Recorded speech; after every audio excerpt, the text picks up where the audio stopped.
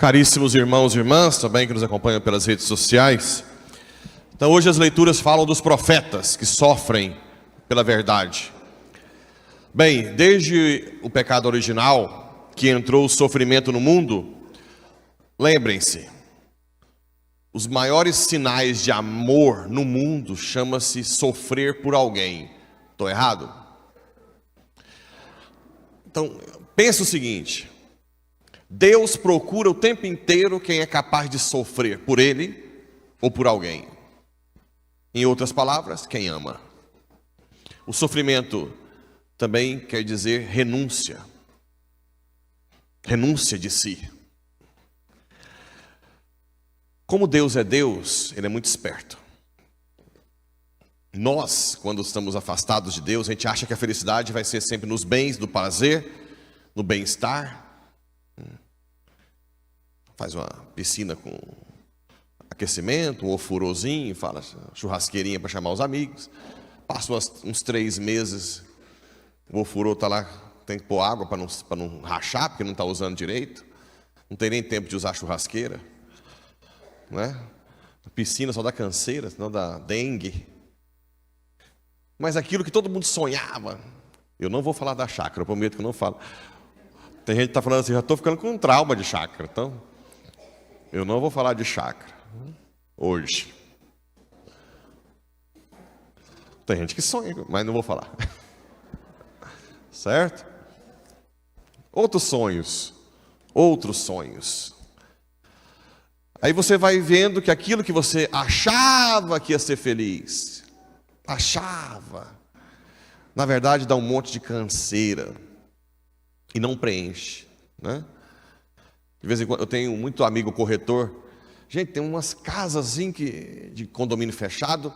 Eu falo, mas o cara acabou de construir. Ah, não, entrou para dentro de casa, deu conflito, agora está vendendo. Casas assim, de cinema. Mas não adianta, né? Não adianta, porque Deus é esperto. Ele não deixa a gente ser feliz quando busca o prazer, o poder, o dinheiro, o acúmulo. Porque a felicidade é o quê? Lembra? Fala bem alto. Isso que tem que ficar bem marcado. Felicidade é um dom de Deus. Dom de Deus. Deus está com a nossa felicidade na mão. E Ele dá a quem faz o que Ele quer que nós façamos. Que é o quê? Amar. Eu estou querendo dizer, gente, que quem está no corredor do Araújo Jorge, numa cadeira de fio, se tiver de fio, que de fio ainda é confortável, né? Do lado de um com câncer, dormindo ali, sentado, por amor, Deus pode dar o que todo mundo busca ali, que chama-se felicidade. Muito mais do que quem está ali perto, no hotel 5 estrelas, dormindo de boa. Muito mais, com serviço 24 horas, né? De comida. Muito mais. Bem, o profetismo não é diferente. O profetismo é a capacidade que nós temos de amar a Deus, lutando pela verdade, sabendo que nós vamos ser perseguidos. É inevitável que quando você começa a mudar de vida, você vai ser perseguido na família e na sociedade pela verdade. Por que nós vamos ser perseguidos? Porque algumas pessoas não conseguem argumentar contra você usando a sua mudança de vida ou a verdade. Então ela começa a atacar você, a diminuir a sua credibilidade. Porque é a melhor forma que ela tem de não mudar de vida. Porque quando você se confronta com a verdade, ou você tem que mudar de vida, ou se você não quer mudar de vida, você vai denegrir a pessoa, descredibilizar, para dizer que aquilo não é bem daquele jeito, né? Como Jeremias falou, tantos trapaceavam, pensavam, olha, vamos denunciá-lo. E ele diz, talvez ele cometa um engano, mas o Senhor está ao meu lado, como forte guerreiro. Deus está do lado de quem luta pela verdade, de quem luta para viver a verdade. Por mais que a gente sofra, por mais que a gente seja perseguido, caluniado, mas Deus está dentro de nós. Claro que às vezes a gente oscila, ninguém está pronto para viver perseguições, calúnias, sem sofrer interiormente. Às vezes sofre, mas quando você apresenta isso para Deus, no meio, acreditem, só Deus pode fazer isso. No meio do sofrimento, Ele te faz feliz. Ele te faz feliz. Num dos casais em crise que me ligaram de Goiânia,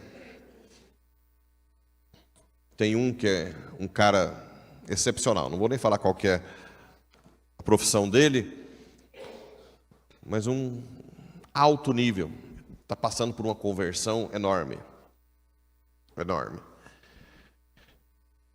E ele me disse o seguinte: será que eu não casei errado? Porque após a minha conversão, eu não consigo encontrar valores nela que Deus me colocou no meu coração. O casamento está em crise, separando, né? Eu não consigo mais ver. Talvez seja um caso de nulidade, né? Bem, quando você age em busca da verdade, que seja a fidelidade no matrimônio ou a perseverança no matrimônio, a gente esquece. Quando eu falei para ele, depois ele acordou, né? Você está esquecendo que quando você luta, a graça de Deus que age nele, vai agir nela também.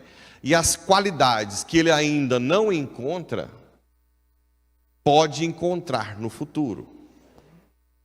Estão me entendendo ou não? Na hora da crise, a melhor coisa que nós temos que fazer é o quê? Fazer um gesto bem humilhante aqui, né?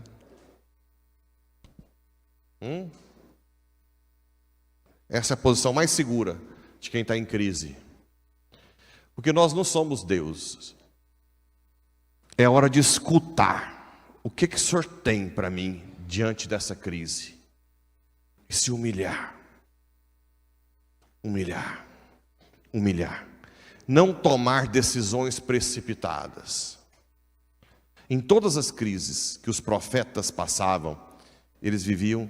Se nós conseguíssemos, depois de convertido, caminhar só de joelho, né, no centro, né, como seria mais tranquilo? O problema nosso é quando nós somos assim, altivos. Eu sei o que fazer. Eu sei o que devo fazer. Isso quebra tudo aquilo que Deus sonhou para mim. Eu não sei nem do meu projeto ainda para frente que Deus tem. Eu tenho que estar em escuta contínua. Vocês sabem que eu sou alguém que tento lutar pela verdade, né? Pago um preço alto, pago. Mas ao mesmo tempo, eu não posso ser um cara imprudente com a verdade, né? Vou dar um exemplo. Nós estamos com um projeto da igreja que vai durar anos, não vai? Ou não? Talvez não. Tá bom. É um projeto aí de 8 a 10 milhões de reais. Vai durar anos ou não? Ousado. Certo. O meu chefe disse que eu vou embora ano que vem. Ok? Hoje ele diz isso. Qual é a minha posição diante disso? Qual que tem que ser? De novo, hoje eu vou ficar. O que o Senhor quer de mim, Senhor? Não é? Qual é o seu projeto? Porque se eu bato de frente, usando a razão, eu posso estar desviando de um projeto divino. Ou não? Eu não sei o que Deus quer para mim até minha morte. Não sei. Acredita, eu não sei, né? Eu não sei o que Deus tem para mim semana que vem. E isso me faz ter uma posição de joelhos o tempo inteiro, para saber o que o Senhor quer de mim. E é essa posição que nos momentos que eu passei de crise, alguém já foi xingado aí? E ser xingado por 20.999 pessoas ao mesmo tempo? Hã? De todos os palavrões imagináveis e inimagináveis. Foi a maior terapia da minha vida.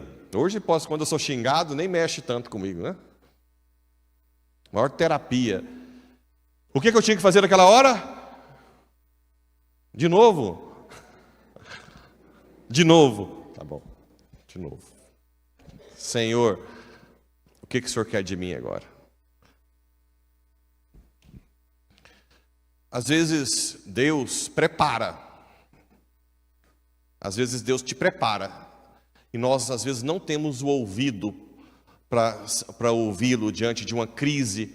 Quando você está buscando, veja bem, tudo que eu estou falando são de pessoas que estão buscando o estado de graça o tempo inteiro, confessando, caindo, confessando. Não estou falando de pessoas que não querem viver a santidade. É diferente. Porque aí você foge totalmente da providência divina. Não da providência, mas do projeto divino. É diferente. Aí você tem consequências dramáticas. Estou falando de quem quer viver a santidade. E aí passa por uma tribulação. Às vezes Deus te prepara antes.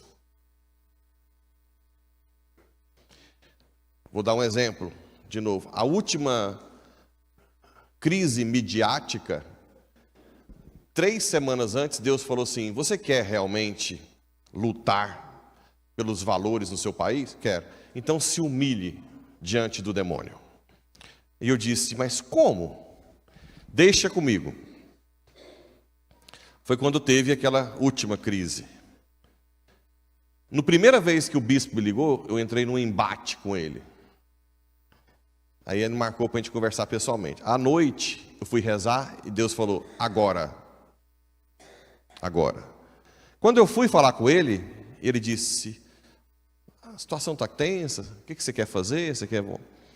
Na hora eu falei: não vou voltar lá. Por quê? Porque era o momento em que eu poderia defender a mim, não é?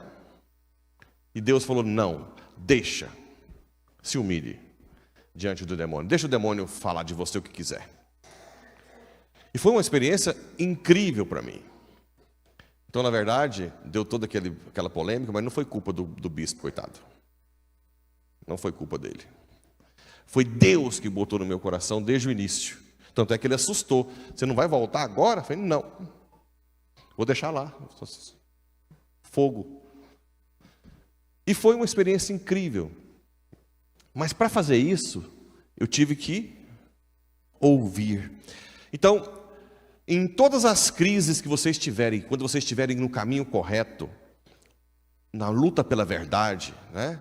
Na luta, buscando a santidade, ajoelhe e escute o que Deus quer, porque nós não sabemos o que está por trás desse projeto, dessa crise que você está passando. Jeremias, o que Jesus fazia na hora da crise? Ele não ia para o monte? Ele ia para o monte, escutar Deus. Ah, mas ele é Deus. Mas ele se esvaziou do poder divino e ele fez aquilo não é porque era teatro. Ele precisava, ele quis esvaziar-se do seu poder. Bem, então, isso é o que eu quero que mais vocês guardem, né? Deus está controlando tudo. Se você está no caminho dele, acontecem milagres no futuro, desde que você ouça a voz do coração. Estou vendo até alguém que deu um testemunho muito bonito lá hoje lá no retiro, que dizia que achava que a crise matrimonial dos pais nunca ia ter fim, não é isso? E que até pedia para separar, mas a mãe nunca desistiu, e hoje os pais são outros, não é isso? A perseverança. Mas para fazer isso, você tem que escutar. Também tinha casal hoje fazendo retiro, que eu acompanhava a esposa, que passou por humilhações assim, que você não acredita. E eu tinha que pedir a fé de Deus para tentar fazê-la não desistir. Não desistir. E essa pessoa depois chegou chorando em mim e disse: obrigado pelo senhor ter dito à minha esposa para não desistir de mim. Né? Eu sou um canalha. Eu quero mudar. Mas para isso, você tem que escutar. Quando ela vinha falar comigo, eu tinha que escutar Deus. O que eu falo para ela, Senhor? Todas as humilhações possíveis e imagináveis. Todos os desprezos, né? Palavras duríssimas que ela ouvia. Mas estava sempre na direção espiritual, sempre confessando, em todos os encontros sozinha, até que um dia, né, ela passou pela tempestade. Bem, alguns parâmetros também, fora isso que eu falei, do joelho, que é o mais importante, para quem luta pela verdade. Primeiro, tem gente que pergunta: padre, eu estava no salão e uma protestante estava acabando com a nossa fé, e eu não consegui falar nada, eu pequei. O que vocês acham? Não, às vezes você não... é uma pessoa tão ignorante que a única coisa que ela aprendeu na vida é que nós somos idólatras e do capeta. Ela não sabe mais nada. Aí você vai discutir com ela, o que vai chegar? Briga. Agora, se é uma pessoa que você sabe, que você conhece, que você tem amizade, e você vê que vale a pena, você pode argumentar. Ok? Você não precisa ficar brigando com Deus e o mundo. Uma coisa que o cristão não pode, isso é lei da igreja, não pode negar sua fé diante de uma autoridade civil do Estado. Uma vez eu perguntei lá em Roma se nós podíamos dar uma de esperto, né? Se começar a matar cristão aqui, por exemplo, em Porá. Se a gente falasse assim: não sou não, só para desviar, mas depois sei, entendeu? Não pode. Nós não podemos negar a fé. Por quê? Porque tiveram muitos mártires que não negaram a fé. Inclusive uma delas é famosíssima, se chama Perpétua, Santa Perpétua, as duas. Mas eu estou falando de Santa Perpétua porque o pai, ela tinha acabado de dar à luz quando foi presa para ser morta por ser cristã, no século II. E o pai levava a criança todos os dias para ser amamentado na prisão. E o pai falava: minha filha, basta dizer que você não é cristã, e o seu filho está com você. E o pai era de alto nível, alto escalão.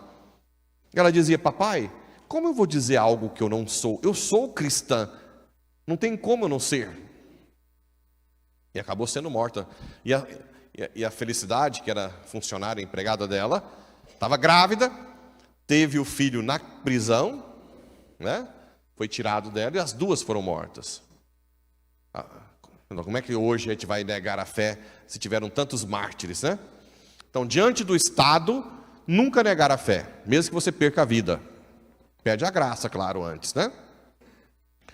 Mas na sociedade, no dia a dia, se você vir que não vale a pena discussão, não precisa ficar discutindo.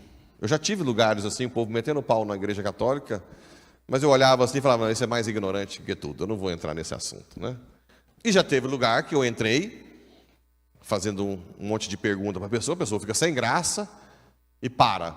Depende, então não tem como você saber se você deve ou não. O fato é que você não precisa brigar com todo Deus e o mundo na rua, porque está falando mal da sua fé. Ok? Outra coisa, para defender a verdade, é preciso que você reze bem, reze muito, e que você estude doutrina. Não discuta o que você não sabe.